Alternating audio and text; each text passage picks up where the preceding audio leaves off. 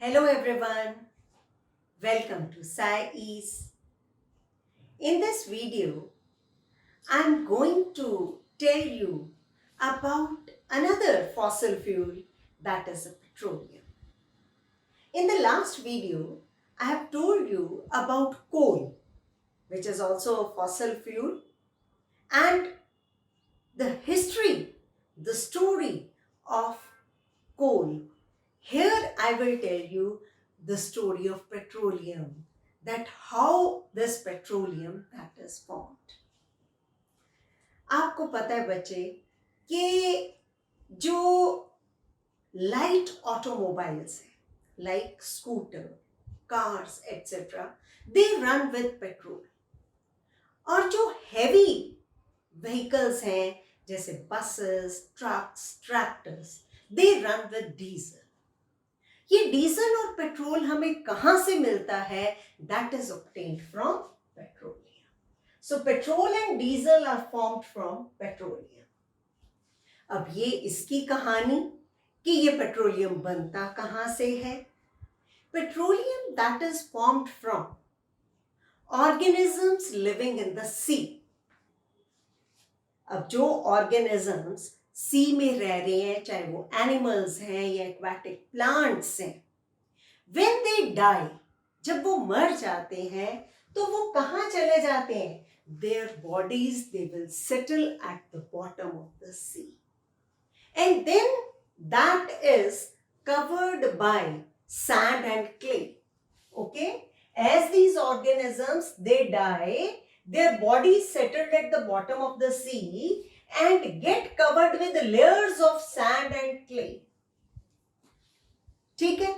अब over millions of years, एक minute में नहीं पेट्रोलियम बन जाता या कुछ दिनों में नहीं बन जाता. It takes millions of years for the formation of the petroleum. So over the millions of years, absence of air, high temperature and high pressure, ये सारी कंडीशंस चाहिए.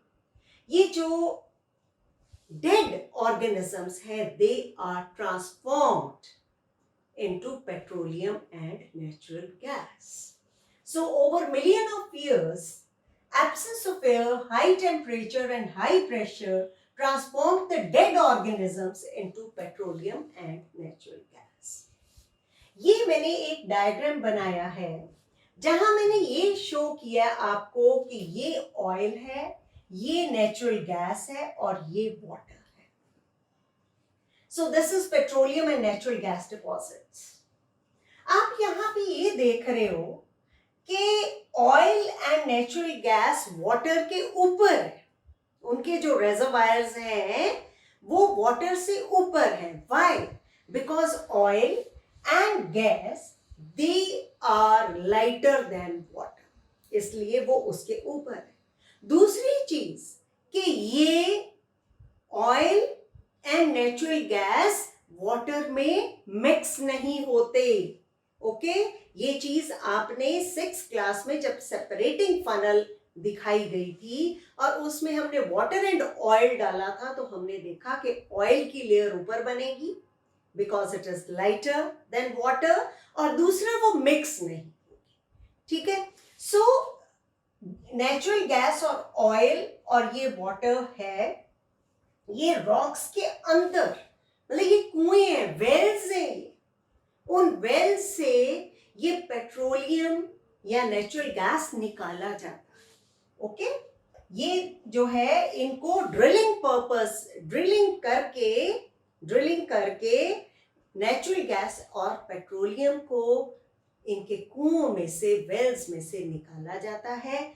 और फिर जो ये पेट्रोल, डीजल या और प्रोडक्ट्स, बहुत सारी और प्रोडक्ट्स जैसे kerosene, lubricating oils, wax, naphtha, asphalt, higher classes में ये पढ़ोगे तो आप देखोगे कि ये सारी चीजें पेट्रोलियम से निकाली जाती हैं. पेट्रोलियम जो हमें क्रूड पेट्रोलियम मिलता है उसकी रिफाइनिंग की जाती है. ओके, उसकी रिफाइनिंग की जाती है और रिफाइनिंग से डिफरेंट टेम्परेचर्स पे हमें डिफरेंट प्रोडक्ट्स मिलते हैं. वो मैं अभी बात करती हूँ. तो रिफाइनरीज जो है वो कहाँ होती हैं? रिफाइनरीज जहाँ पे ऑयल को एक्सट्रैक्ट उसके कुएं होते हैं उसके पास ही रिफाइनरीज लगाई जाती है। एक जनरल नॉलेज का क्वेश्चन है और वो मैं बताना चाहूंगी कि यूएसए में सबसे पहले ऑयल के ये जो वेल्स हैं या ऑयल कहाँ से सबसे पहले एक्सट्रैक्ट किया गया था, वो यूएसए में पेंसिल्वानिया एक जगह है और 1859 में first of all that is found there and extracted. Okay, उसके बाद 1867 में असम में ये पाया गया, इंडिया में असम में ये पाया गया और वहां से एक्सट्रैक्ट किया गया। हमारी इंडिया में असम, गुजरात, बॉम्बे हाई, कितनी जगह पे ये इसके वेल्स हैं, पेट्रोलियम के वेल्स हैं, जहां से उनको निकाल के फिर रिफाइन करके और सप्लाई किए जाते हैं। ठीक है, और मैं अब आपको रिफाइनिंग ऑफ पेट्रोलियम और उससे जितने प्रोडक्ट्स बनते हैं और उनके क्या यूजेस हैं वो बताऊंगी। तो आगे आता है हमारा रिफाइनिंग ऑफ पेट्रोलियम, जो कि मैंने आपको बताया कि ये रिफाइनरीज में किया जाता है। क्रूड पेट्रोलियम कुओं में से निकाला और रिफाइनरीज में उसकी रिफाइनिंग की गई। ठीक है, फ्रैक्शनल डिस्टिलेशन, जिसको हम प्रोसेस जो होगा वो फ्रैक्शनल डिस्टिलेशन होगा और उससे various components at different temperature निकाले जाएंगे, एक्सट्रैक्ट किए जाएंगे। ओके, तो ये मैंने टेबल बनाया है जिसमें वेरियस कॉन्स्टिट्यूएंट्स ऑफ पेट्रोलियम और उनके यूजेस के बारे में लिखा है। फर्स्ट जो कॉन्स्टिट्यूएंट हमें मिलता है वो है liquefied petroleum gas, that is LPG. जो घर में आपके गैस सिलेंडर्स हैं वो किस लिए यूज होता है? For cooking, fuel for home and industry.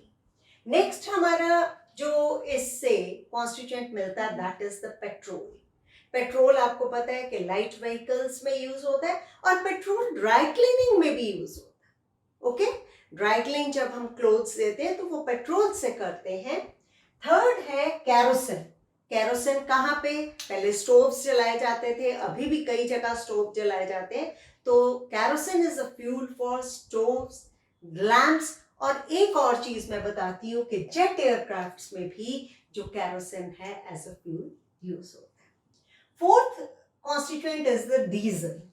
I've told you that diesel that is used in heavy vehicles like trucks, tractors, buses, etc. Okay, and also it is used in electric generators. तो मैं आपको ये बता रही हूँ कि इसके अलावा जो आपको पता है ना, जैसे ये जेट एयरक्राफ्ट मैंने बताया, यहाँ बताया कि इलेक्ट्रिक जनरेटर्स में डीजल यूज होता है। Fifth constituent is the lubricating oil.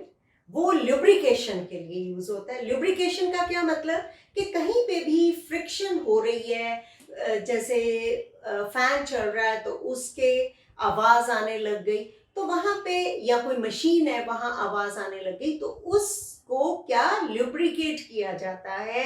Bye lubricating oils. Paraffin wax, that is also one of the constituent of petroleum. देखा कि पेट्रोलियम से हमें कितनी चीजें मिलते हैं। आप तो सोचोगे कि पेट्रोल हो गया, डीजल हो गया, लेकिन यहाँ हमें बहुत सारे कॉन्स्टिट्यूएंट्स जो है वो मिलते हैं। तो पैराफिन वैक्स आपको पता है कि कैंडल्स में यूज होती है, उसके अलावा कुछ ऑइंटमेंट्स है वहाँ यूज होती है, वैसलिन में यूज होती है। तो ये इसके यूजेस हैं पैराफिन वैक्स के। Next is bitumen. बिटुमेन, जब मैंने आपको कोल टार बता रही थी तो मैंने आपको बताया था कि nowadays instead of coal tar जो रोड सर्फेसिंग है that is done with bitumen. Okay, और कहाँ यूज होता है bitumen? In paints. So that's all about coal and petroleum. दोनों फॉसिल फ्यूल्स हमने अच्छे से समझ लिए, अच्छे से कर लिए। Now in my next video I will take up natural gas. Till then, thank you very much.